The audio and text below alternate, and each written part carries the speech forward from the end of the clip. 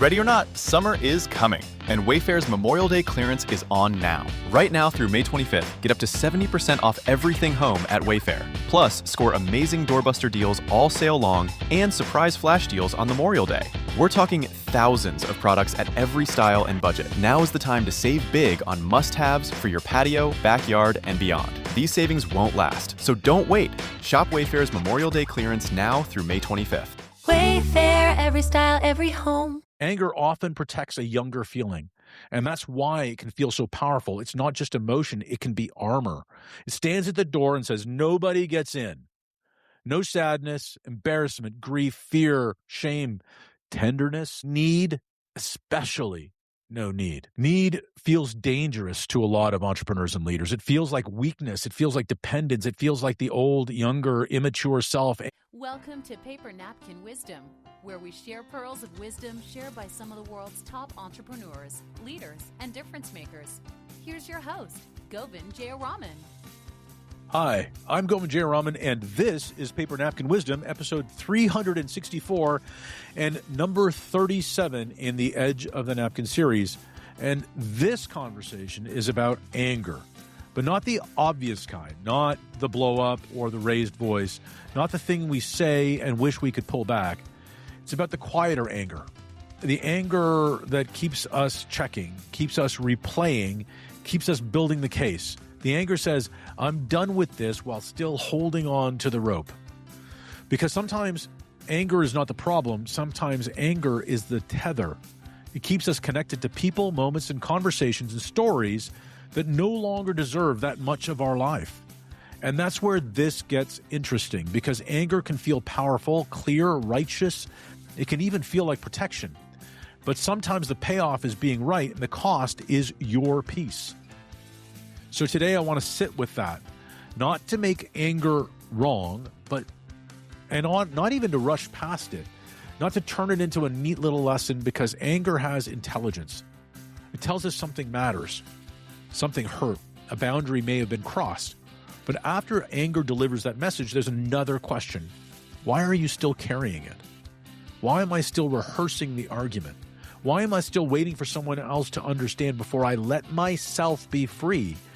And that question has been following me in the last several weeks through conversations about money, family, partnership, work almost finished, and the strange resistance that rises right before we're going to be seen.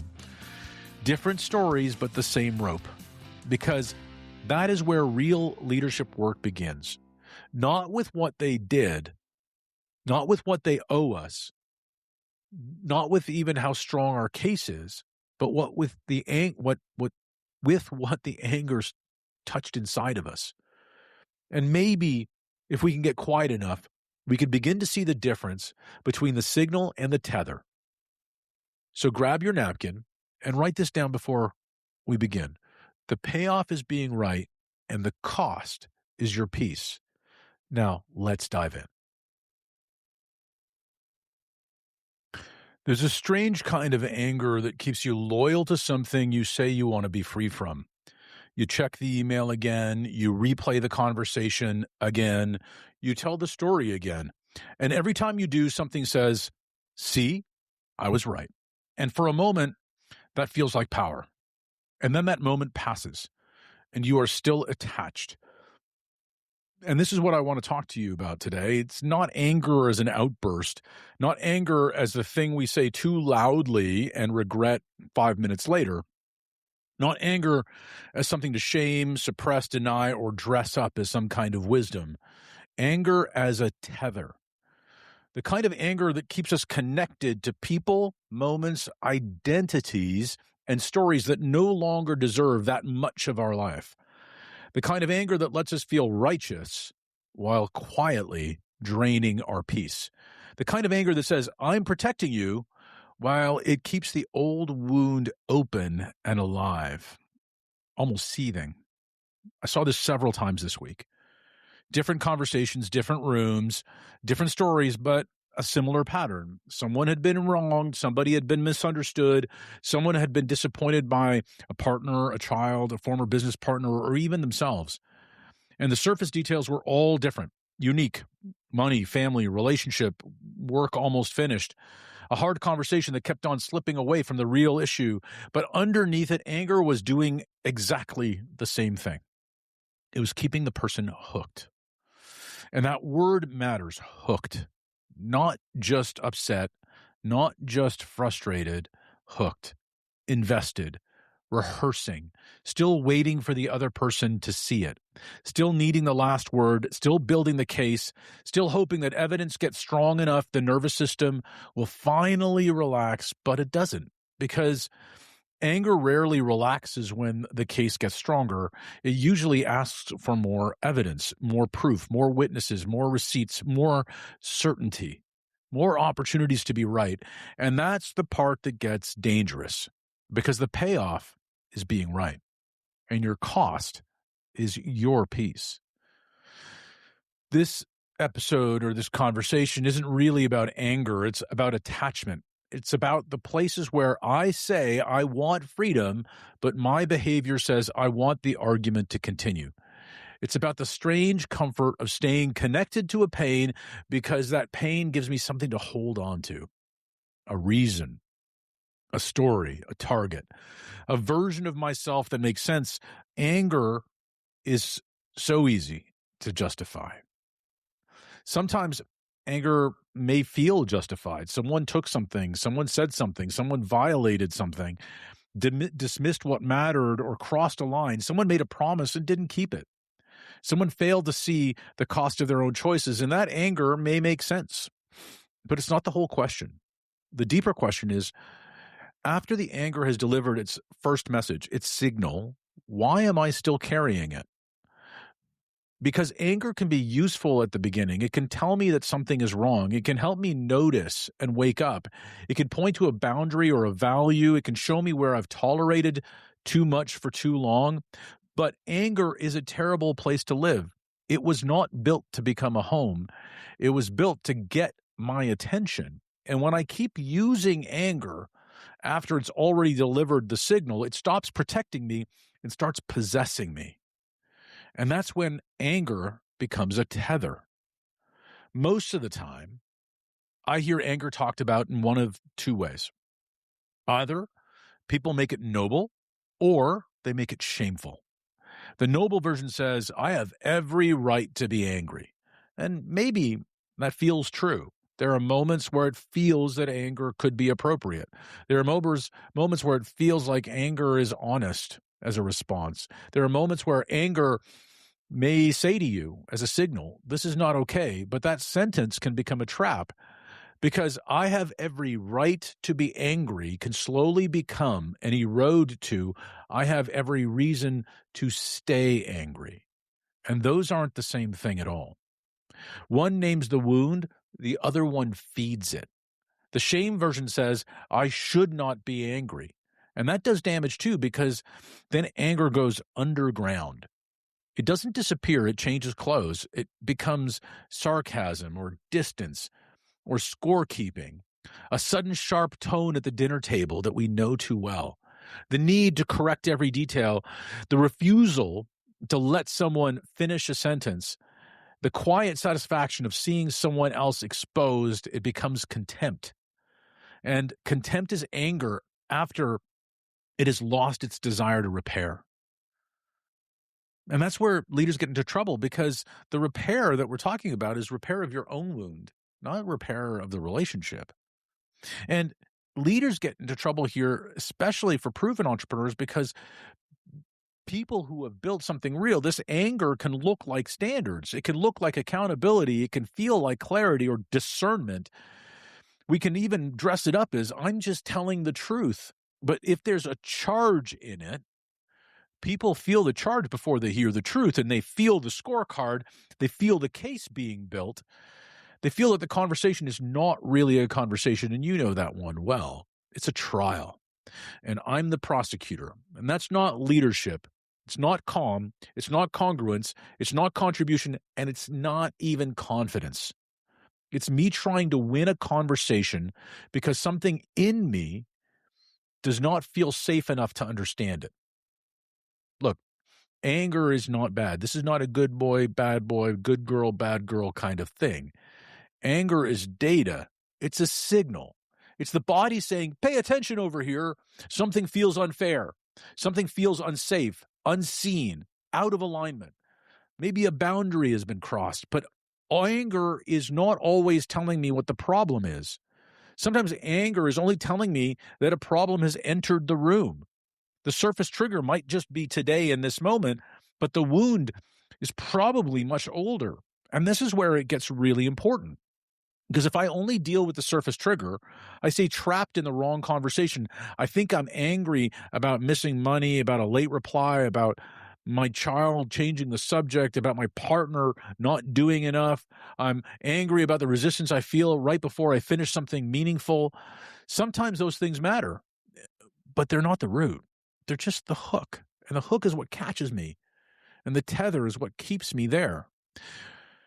The real work is asking, beyond just the what happened, to what did this touch inside me? And that question changes everything, because now I'm not arguing with reality. I'm listening to myself. I'm noticing what's going on for me. I'm not excusing the other person. I'm not pretending that behavior doesn't matter. I'm just separating the event from the echo. And that distinction is huge. The event is what happened.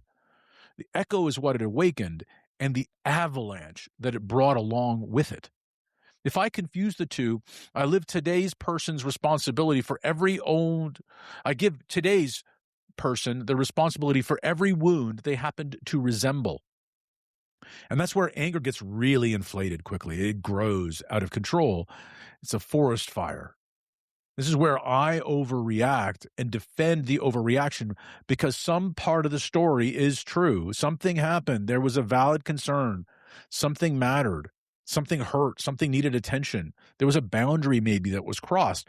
But the size of the charge might be telling me that I'm not only responding to this moment, I'm responding to every moment in my past that felt just like this one.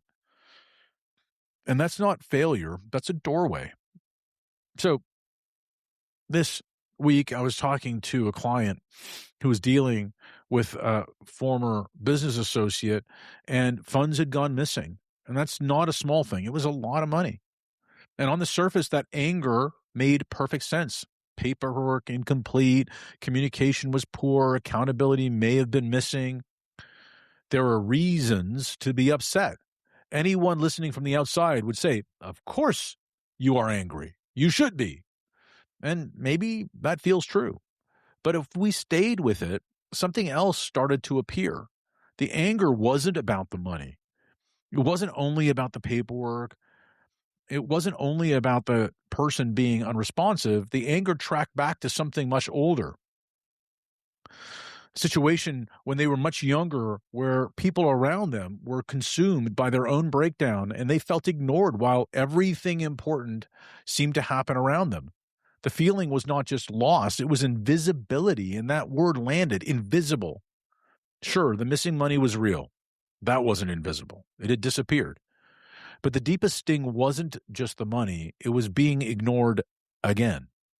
And that's why the anger has so much force. It keeps us tethered. That's why it stayed alive for so long. That's why this person kept on checking, reviewing, waiting, needing a response. On the surface, they were waiting for resolution. Underneath it, they were waiting to be seen. And that's different.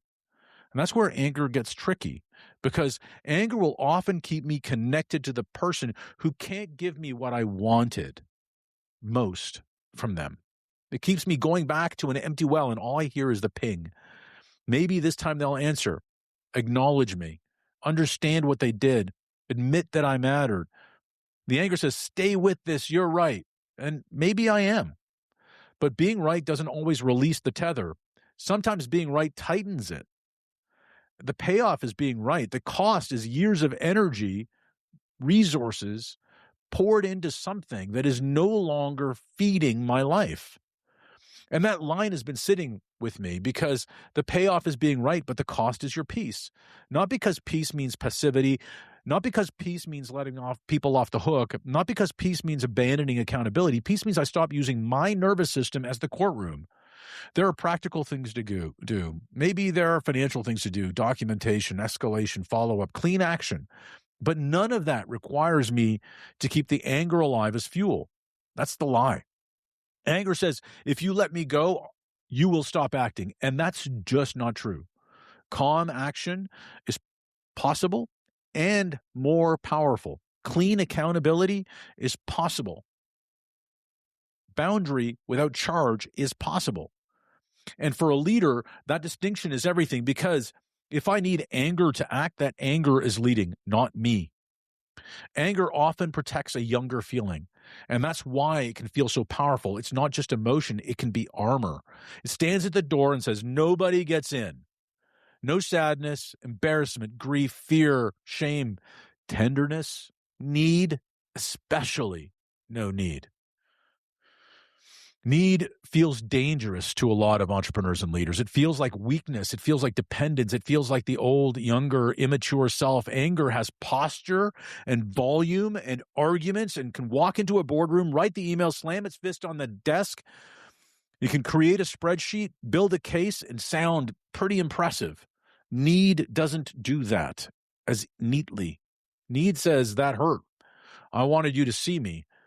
I don't know how to ask what I want for without sounding weird or small. Need says, I'm scared that if I stop being angry, I'll have to feel how disappointed I am. And that's a different conversation. It's also the conversation most of us avoid. And that's why anger can become part of our identity, especially for builders. For years, anger may have worked. It may have helped me survive, push through, build a company when nobody believed it would work.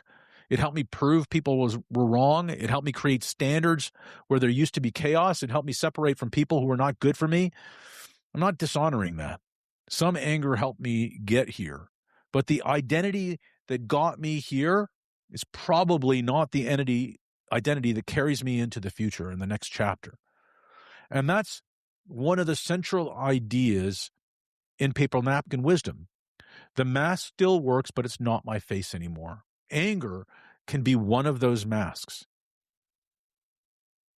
A very useful mask, a very convincing mask, a mask that people may even reward temporarily. They may call it drive, intensity, passion, high standards, but inside it can feel heavy and lonely. And at a certain point, the next version of leadership requires something much different, not less strength, more honesty, not less accountability, more calm, more congruence, not less truth, more contribution, more real confidence.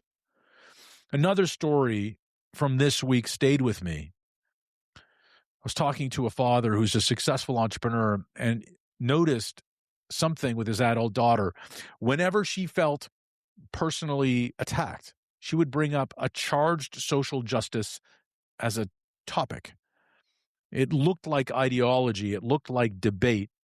It looked like she was making the conversation bigger than it needed to be, but underneath it, it was hurt. And that's so human. When the direct feeling is too exposed, we can reach for something stronger, a position, a cause, a principle, a big topic, something that gives the nervous system armor, because it's not about me. And the father had his own anger too, because the real conversation felt like it kept disappearing. He felt kind of blamed and accused. It felt like every attempt to connect had become a debate, an argument. It felt like the daughter was leaving the room emotionally while still sitting there physically. And that can be really troubling, especially when love is involved. And that's the part I want to name. Anger in families is often failed connection. Not always, but often. It's love with fists up. It's hurt trying not to look like hurt. It's longing wearing armor. In this case, the father finally set a calm boundary.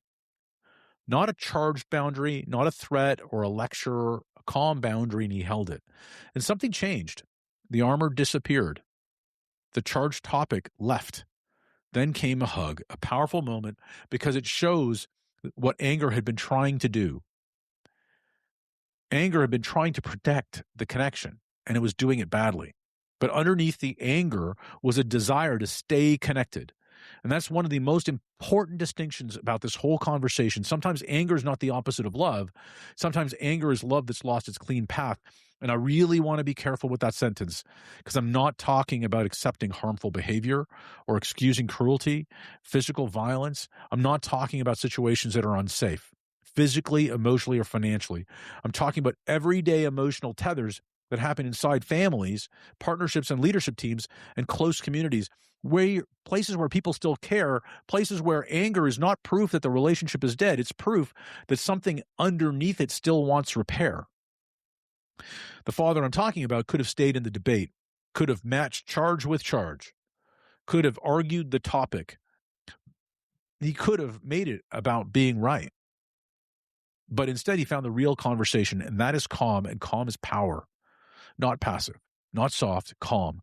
Calm is the ability to stop fighting the decoy, and that sentence matters to me because calm is the ability to understand that anger often throws decoys. The topic could be a decoy, the tone, the timing, the late reply, unfinished chore, missing report, but the real question is underneath that. Do I matter? Are we okay? Can I trust you? Will you see me? Can I say the thing that I'm afraid to say? Are you still with me? And if I answer or challenge the decoy, I may win the debate and lose the person. If I stay calm enough to find the real question, stay really curious about where the other person is feeling, something else becomes possible. Third client this week was frustrated with their partner. They had a list, unmet expectations, every imbalance, every moment where the other person didn't contribute, every place where the load felt unfair, and it was all there and it was all true, and some of it mattered. This isn't about dismissing the details. The details are often very real, but when we stayed to it, something else appeared. If they felt like partners, most of the specific grievances wouldn't matter in the same way, and that was the line. If they felt like they were partners, it would have all gone away. But anger was keeping score. Scorekeeping was keeping them engaged, and that's fascinating because the ledger looked like evidence of a broken relationship, but it was also proof that they still cared deeply. Indifference doesn't keep a ledger. Indifference stops counting, stops caring. Anger counts because something still matters. Something still wants to be repaired.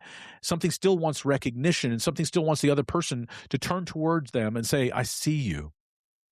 The danger is that ledger becomes the relationship. Then every interaction goes through the accounting department. Who did more? Who noticed? Who failed? Who owns whom? Who gets credit? Who has the right to be tired? And that's a brutal way to live, but it's common, really common in marriages and partnerships and leadership teams and founder relationships and family businesses. The ledger, the relationship ledger, gives a sense of control. It says, I'm not crazy. Look at the evidence. And sometimes that evidence is really useful. The ledger can't create partnership. It can only prove imbalance.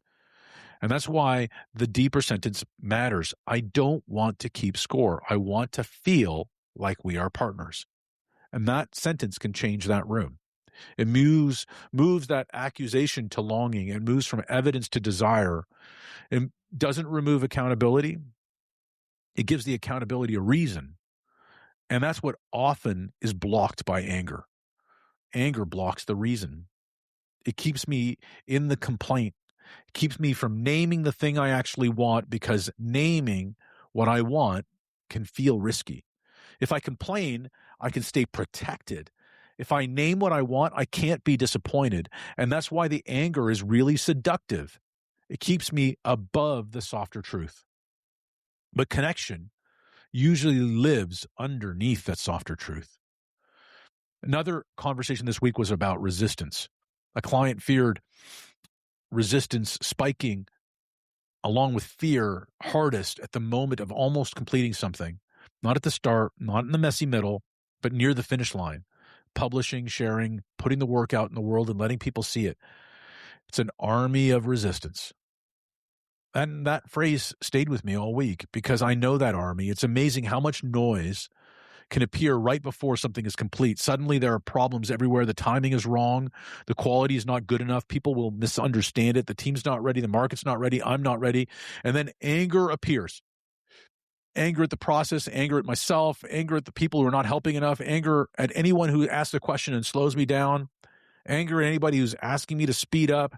anger at the invisible audience that hasn't even responded yet. But the anger isn't the real issue. The anger is the last defense before exposure. And that's such an important distinction because sometimes anger is not a sub sign. It's a proximity signal. It means I'm close to the edge of my old identity. I'm about to do something that the old version of me cannot control. It means that the work is about to leave the safety of being mine and enter the world where it can be received, misunderstood, ignored, criticized, or even loved. And that's a lot. So anger gives me something easier to fight. It lets me process and fight the process of feeling the exposure. It lets me blame the timeline instead of feeling the reluctance or the fear.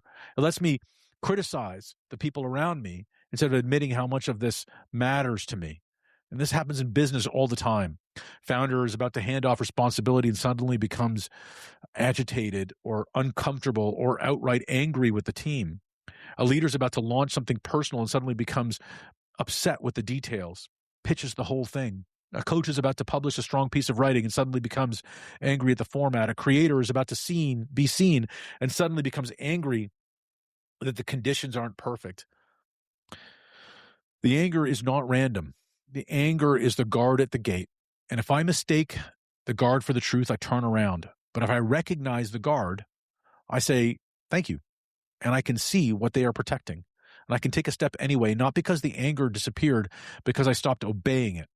And that is where Focus, Align, Act becomes the activation framework. Focus says, what am I becoming? Align says, can I accept that fear is here without letting fear define the moment or me? And Act says, what is the next visible behavior that shows the new identity is leading? And this is where the framework becomes really practical. It's not a poster, not a slogan, not a practice. Focus. Who am I becoming in this moment? Not who am I proving wrong, not who am I punishing, not who not who am I trying to impress, but who am I becoming? Align is what is present right now. Anger, fear, discomfort, old charge, young feeling. Can I tell the truth without making it the whole truth? And can I like myself just the way I am? Act. What's the next clean move? Send the message, set the boundary, publish the piece, have the conversation, ask the real question, stop checking, close the loop. Take action without feeding the tether. That is the work. So I want to bring this back into the magnetic leadership framework because anger touches all four pillars: confidence, congruence, calm, and contribution. Not as a neat model, but as a field that I can feel when it is there and when it is missing. Anger distorts each one.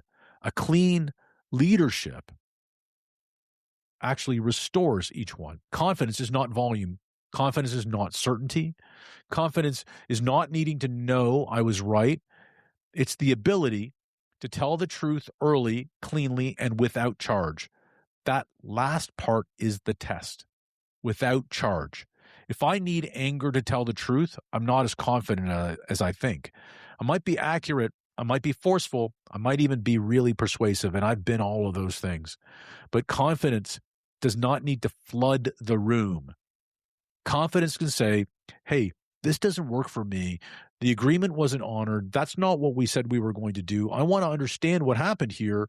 I'm not available for this pattern anymore. I care about this relationship too much to be pretending that this is fine. And all of those are different from anger. Anger often needs the other person to feel the weight of my pain before it believes the truth has been told. Confidence doesn't need that. Confidence tells the truth because the truth needed to be told, because I am just there and present in the moment, not because I needed to win the emotional exchange. And that's a massive distinction. For entrepreneurs and leaders, this matters because we confuse urgency with leadership. We can confuse intensity with clarity. We can confuse pressure with accountability, and I have done that. I've walked into conversations with a false sense of having a full case already prepared. I've asked questions that weren't really questions and set traps with question marks at the end. I've listened just long enough to find the flaw, and I've cared more about being understood than being understanding. And I could justify all of it. And that's the problem. Anger is very good at writing a brief. Confidence doesn't need one. Congruence is where my words and my actions match, especially under pressure. And this is where anger exposes me, because I may say I want peace, but I keep choosing rehearsal. I may say I want repair, but keep collecting evidence. I might say that I want to move on, but keep checking the thread. I may say that I want a relationship to improve, but keep feeding the ledger, the scorecard. I may say that I want to finish the work, but I may use anger in the process to avoid being seen and stop it. Congruence asks a hard question. What am I actually committed to based on my own behavior? Not on my explanation, not on my values, but based on what I say I want and what I'm actually doing. And that question has a lot of weight, because sometimes I say I'm committed to freedom, but I'm practicing attachment. Sometimes I say I'm committed to a connection, but I'm playing defense. Sometimes I'm committed to completion, but I'm practicing delay, procrastination. Sometimes I say I'm committed to peace, but I'm practicing the argument. And that doesn't make me bad. It just makes me honest, makes me real, a real person. And honesty is where congruence begins. Anger becomes a tether when my declared desire and my repeated behavior are not aligned. I say I want to be done with this, but I keep giving it the first 10 minutes of my morning. I say I'm over it, but I keep telling the story with a fresh energy. I say it doesn't matter, but my body tightens every time the name appears. That's not failure, that's information. It tells me the tether is still active. And if the tether is still active, I have work to do. Not public work, not polished work, but the quiet work of telling the truth about what still has me. Calm is obviously the most obvious pillar here. But I don't want to make calm sound like a mood. It's not. It's the discipline of attention. It's the ability to notice the hook before I bite down on it, before I take the bait. Calm is the pause between the trigger and the new identity. Calm is the moment where I feel the charge and don't hand it the microphone immediately. And that's the hard part. It's a pause, especially when the story is compelling, when the other person really did something that hurts, when the facts are on my side. And that's where calm matters the most. It's so easy to be calm when the issue is small or when there's nothing at stake. But the real test is when I have a legitimate case. Can I still stay clean? Can I still ask what this touched? Can I still separate accountability from revenge? Can I still act without becoming possessed by the old wound? And that's the leadership edge, because calm is not the absence of anger. It's the ability to relate to anger without becoming it. Calm is the ability to relate to anger without becoming it. I can feel it. I can listen to it. I can notice the signal. I can thank anger even for the signal. I can ask what boundary it's pointing toward, what value it's defending, what grief it's covering. I can accept the learning and let go of the negative emotion. I can ask what old room just it pulled me back into. I don't have to let anger drive the car, though. And this is where most leaders get stuck.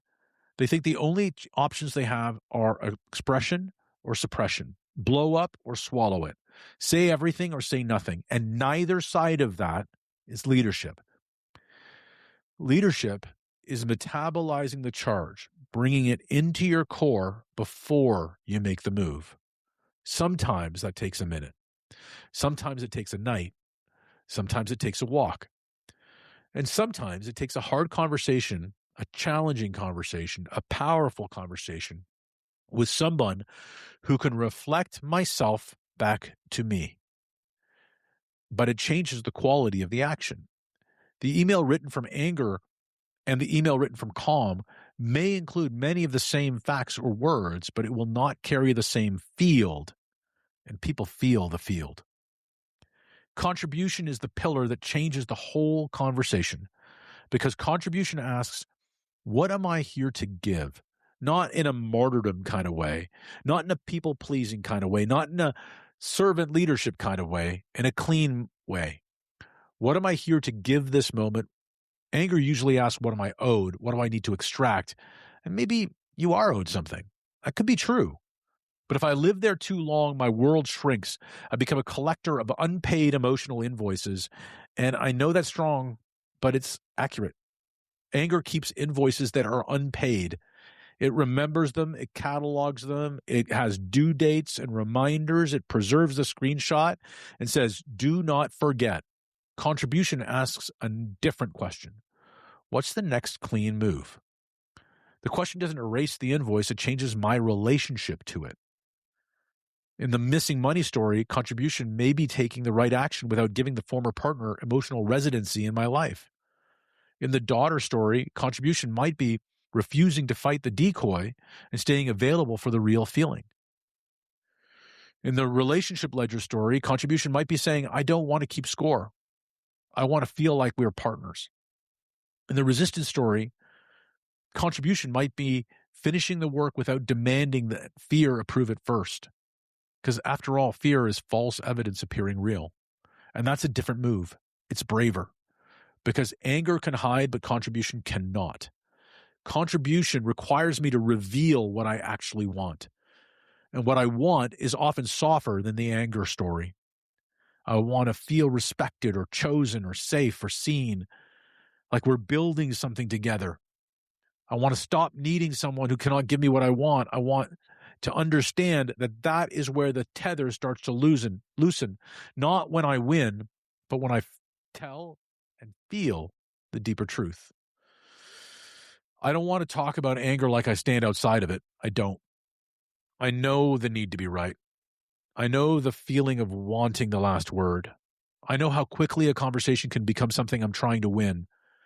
I've felt that in business. I felt that in family. I felt that in rooms where I cared too much about being seen as wise, fair, thoughtful, or correct. And that's not easy for me to admit, but it's true. There have been moments where I thought I was clarifying, but I was actually controlling. There have been moments where I thought I was adding context, but I was actually refusing to let the other person have their own experience. There have been moments where I thought I was seeking understanding, but I was actually trying to make sure that the final story and the version of the story that everybody understood made me look reasonable or even spectacular. And look, here's the subtle thing. It doesn't always look like anger. Sometimes it looks like an extra exploration or an explanation. It looks like one more text. It just looks like I just want to be clear. I want to make sure you understand. But underneath it, it's the same tether. I don't want to be misunderstood, misread. I don't want to be the villain in someone else's story. I keep talking, clarifying, shaping the conclusion. And that's not peace. That's image management. And the cost is real because when I need the last word, I am not calm. When I need the other person to validate my version before I can release the moment, I am not free. When I keep repeating the conversation in my own mind, I'm still in it. Even if the room is empty, that's the part I'm sitting with. Anger doesn't need the other person present to keep me attached to the issue. It only needs repetition. My brain will replay the room, will recreate the charge. It will find new arguments. Each replay makes the tether just a little bit stronger. And that's where mental hygiene matters. What I repeat, I rehearse. What I rehearse, I strengthen. What I strengthen, I become more likely to repeat. And that's not abstract, it's daily. It's the first thought in the morning, the story I tell at lunch, the imagery I have when I'm just thinking or looking out the window, the imaginary conversation I have in the car, the old message I reopen, the version of me that still wants to judge, to rule in my favor, but there is no judge. Most of the time, there's just me and the tether. So what do I do with anger? I don't think the answer is to get rid of it. I mean, it sounds neat, and that's not how humans work. I think the answer is to build a different relationship with it. The first move is to name it without becoming it. I am angry, not I am right, not they are impossible, not this always happens, just that makes me feel angry. And that creates a little distance, a little oxygen. The second move is to ask what it touched. Not what happened, that comes later, but what this touched. Invisible, dismissed, used, controlled, rejected, exposed, unchosen, unseen. And usually that word will have a lot more truth in the story. The third move is to separate clean action from emotional fuel. What action is actually required? Is there a boundary, a request, a decision, a document, a conversation, something to stop doing? And then ask, can I take that action without feeding the tether? And that's the practice. It's not passive. It's not conflict avoidance. It's actually more precise. It requires calm, because now I'm not using anger to justify sloppy action. I'm just using anger as data, as signal. And then I'm choosing leadership. And that's where the old identity starts to loosen, and the version of me who needed anger to act begins to trust that calm can still move. And that matters, because a lot of high-performing people are afraid of peace. They don't say it in that way, but they are. They think that peace will make them less sharp. It'll help them. They'll lose their edge. They'll be less driven, less protective, less able to see, less capable of hard choices. So they keep anger and resentment close. It feels like an edge. It feels like fuel. It feels like armor. But there's another kind of edge, a clean edge, the edge that says no, the edge that tells the truth, that ends the pattern, that doesn't need to humiliate anyone, the edge that can protect without poisoning, the edge that I'm interested in, and that's magnetic leadership, not a leader with anger, a leader who's no longer led by anger, a leader who's moving toward what they really want. So here are the 5 key takeaways for today. Anger is often a signal, but repetition turns it into a tether. Anger may tell me something that needs attention, but every replay keeps me attached to the old charge. So the next time anger comes up, write one sentence. This signal is, but the tether is.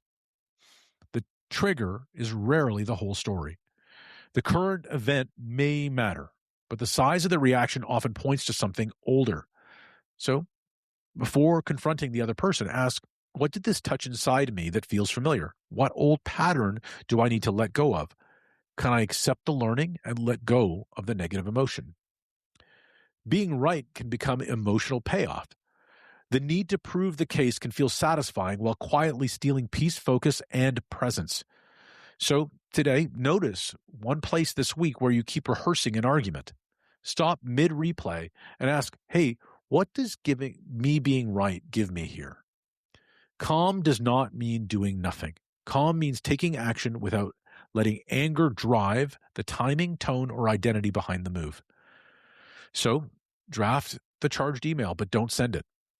Write the letter later with only the facts, the request, and the boundary. Make it future-focused as opposed to on the past. The real conversation is usually underneath the anger.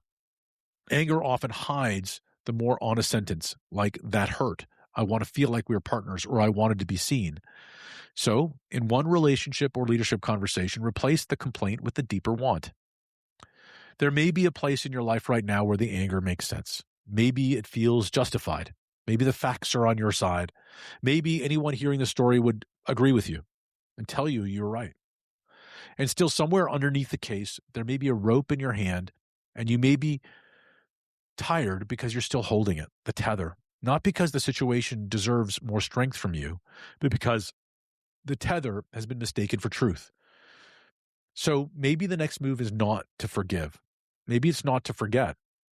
Maybe it's not even to understand the other person. Maybe the next move is simply to notice the rope, feel the grip, ask what it's been costing you, and to wonder who you might become if anger no longer had to be the way you stayed connected. So write that on a napkin. The payoff is being right. The cost is your peace. Share it if it lands. Tag it with the hashtag Paper Napkin Wisdom, because small ideas big enough to fit on a paper napkin, are large enough to change your world. I believe in you. Make it a great day.